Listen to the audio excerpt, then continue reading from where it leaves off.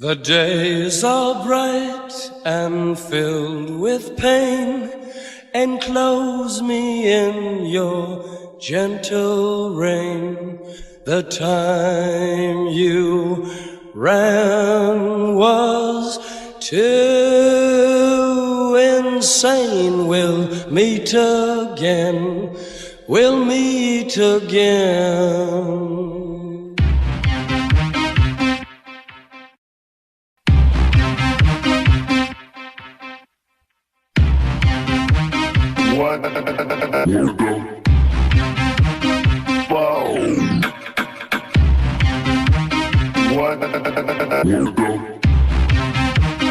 What the fuck?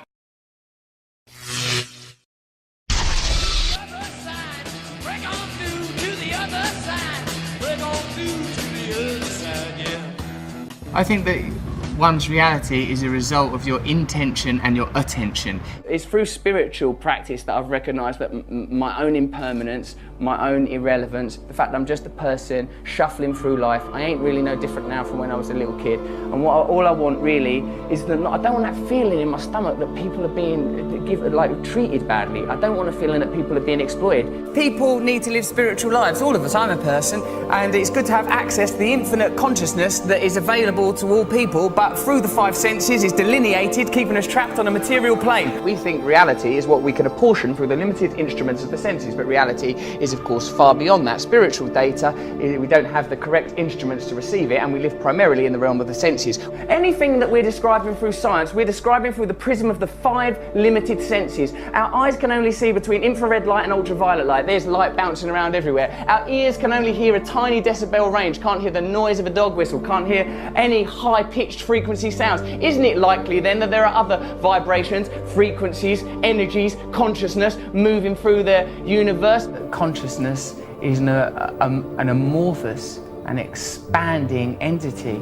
I think that we allow our consciousness to be prohibited by our senses, prescribed by our senses, living in the realm of these five apertures into our reality. But reality is limitless, space is infinite, time eternal. Through yoga, one can temporarily break the bonds that chain us to the mundane, the mondial, that which is of the earth, and we can temporarily at least receive a taste of the infinite. I don't want to get too cosmic about it, but we are just this sort of temporary blob of atoms, you know, endowed with consciousness for the merest moments in infinite space. Meditation and yoga, these are fundamental parts of my life. I think it's difficult these days with religion getting such a rough ride, the Pope resigning, bloody terrorism and nonsense. It's difficult to find an access to spirituality, but we are by our nature spiritual people. If we don't have access to spirituality, we suffer as individuals, society suffers. We need to recognise at some point that within ourselves there's an infinite capacity for connection with all things. Well, I love the fact that you describe it as you have a daily access to unseen realms of power. Daily access to unseen realms of power. Not just me, everyone has that. For me, what I've discovered is that transcendental meditation is useful to me, not because of a unique set of circumstances, not because of my formerly secret brilliance, no, but because I am a human being. And it is applicable to all human beings. And what's really good about that is literally everyone in this room is one. What I say is that we're basically alright human beings. Whenever there's a disaster or an accident, people's impulse is to help one another. So I'm thinking anyone that galvanises people, brings people together and points us to the better aspects of our nature and help us to overcome our basic things like fear and desire, I think these people are worthy heroes, rather than the heroes that are nominated today, heroes that are low vibrational frequency that make us concentrate on daft stuff. So like they want you to be talking about Justin Bieber, they want you to be talking about twerking, they don't want you talking about fracking, they want you talking about twerking. I want to get on with their job. Shut your fucking mouths and watch this shit, you fucking morons. And I know, because I've been part of the charade. But, you know, I'm awake now. Look beyond the superficial. That's the problem with current affairs. You forget about what's important. You allow the agenda to be decided by superficial information. What am I saying? What am I talking about? Don't think about what I'm wearing. These things are redundant. I'm superficial. And I don't think that we should be continuing to propagate the idea that famous people are magical and special, because it makes people feel that their lives ain't no good. And I don't think we should be living in that kind of fearful paradigm. It's that. I'm like a vegetarian. I believe we're all equal. I ain't got the right to kill. I don't kill, like say a fly comes in my house, I tolerate that little arsehole. Because I feel like he's a fly, he's just on his journey here through life. When I'm meditating or praying, say the infinite creative force that brings into being all phenomena and guides all life, I say, can you move through me? And things that actually work, you sort of treat them, you sort of shirk them off as if, like, you know, as if you owe them money, and you don't, well, no, I've got to avoid yoga and meditation. They've been portrayed quite brilliantly by the mainstream as sort of somehow luxury. They're into luxury or artificial or superficial. It's absolutely integral. It's absolutely the most authentic thing, more real than any of us. If people are happy, they're happy. They don't need it. If there's not a problem, there's not a problem. But I think if people have some sort of yearning or dissatisfaction or some itchy irritability, then it might be because they're not looking in the right direction for a solution, and that they should look within, and that within them there is a limitless, infinite capacity for bliss through connection to higher things. You cannot define yourself in reference to other external coordinates. You must define yourself internally with your relationship with a higher entity. Think of yourself as a manifestation of some higher thing, some higher frequency. This is the visible realization. And you know that because you can't see atoms, can you? And you certainly can't see the forces that hold atoms together. There, in the micro quantum world, Richard, lie the answers to everything.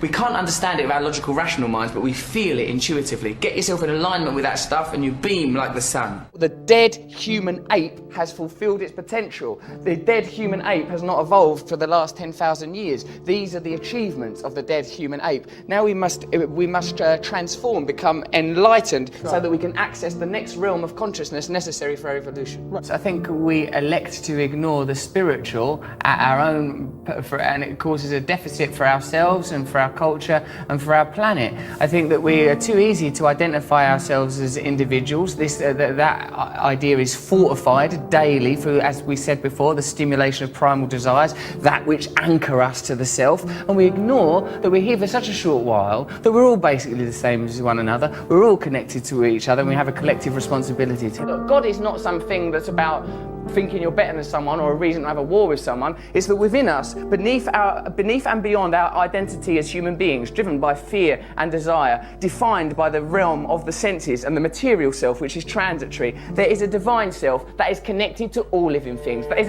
part of an infinite source of creativity. You could probably describe that using quantum physics or science if you want. I choose to believe in God because I think what that is the recognition that there is divine beauty in all of us, and if we prioritize that over our own selfish material needs, then we will naturally create a culture more in harmony with our planet, and we'll have a chance. I think it's one of the great sadnesses of more modern life, because of our disenfranchisement and disillusionment with religion, that we don't have access to these ideas. And yoga and meditation for me is a way in the secular world of accessing very, very beautiful principles that will perhaps make us happier at a time when people feel disillusioned with the economy, concerned about the ecology, worried with politicians, don't trust what they're being told on television. We've got to let go of temporary, transient ideas like individualism. The nature of monotheistic faiths, these dead desert religions, is to encode us with the idea that individualism is more important than paganism, ideologies that integrally relate us to the earth, so that we know that we are integrally, indefatigably related to our environment, and we live in the service of our environment, because self is a temporal illusion.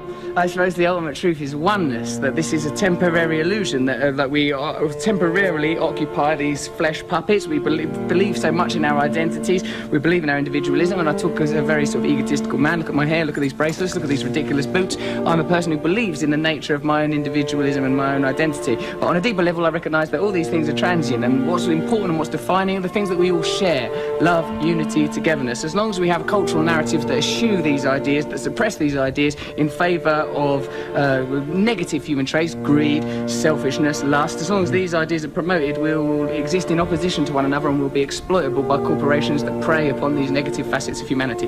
The line between good and evil runs not between cultures, religions or creeds, but through every human heart. So I recognise in myself the capacity for selfishness, for lustfulness, for egotism, and because I recognise these qualities in myself, I would prefer a culture that didn't celebrate, exacerbate, stimulate the most negative aspects of our species, inculcate them, reward them financially, till we get to a kind of a cultural hysteria where we're destroying the planet. The reality is there is one planet, there is a certain amount of people on the planet, there are a certain amount of resources on the planet. None of them things are going to last forever, so we need systems in place that acknowledge the reality, not systems that benefit elites, but systems that acknowledge the reality. People need to have access to the resources. Can't lie to people so that people in power can continue to augment and grow their own power and satisfaction while normal people are exploited. We need systems that get the resources to the people while respecting the planet. Any system that's detrimental to the planet or detrimental to the people because it helps one or two bods, fuck it off. We're allowed to do that, you know. We are creatures on a planet. We are mammals. Look at the faces of the people that we're being asked to vote for as leaders. Look at them. Look at them. Feel it in your hearts. That ain't who's meant to be leading us. Happiness cannot forever be sustained like some glistening bauble. It's a transitory thing, like a butterfly alighting on Snow White's finger in that bit of Snow White. So, like, you know, I'm happy mostly. I'm happy mostly when I'm being nice to other people. Then I'm happy. You know, when they analyse the semantics consistently through mythology and theology of words like love, God, they find that the common theme, John, is union. That we just want to be connected to something higher. That can be another person, that could be God, that could be a relationship with nature, it could even be a relationship with West Ham United. I think the important thing is to have as the central tenet of your being love, compassion and tolerance. Everyone knows that. You know, like the realisation that this is only a very temporary thing, that the only thing that matters to any of us is love, that everything, that underscoring everything is love.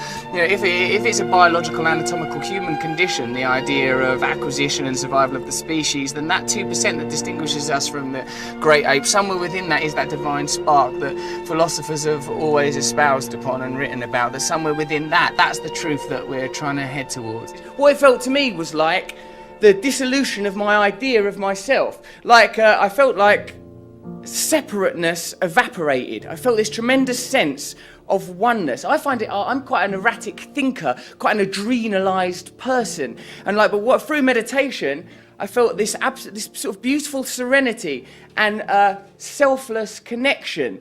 You know, my sort of tendency towards selfishness, I felt like, I felt that kind of exposed as a superficial and pointless perspective to have. I felt a very relaxed sense of oneness. I felt love. But basically carry on doing what you're doing, being happy in your hearts.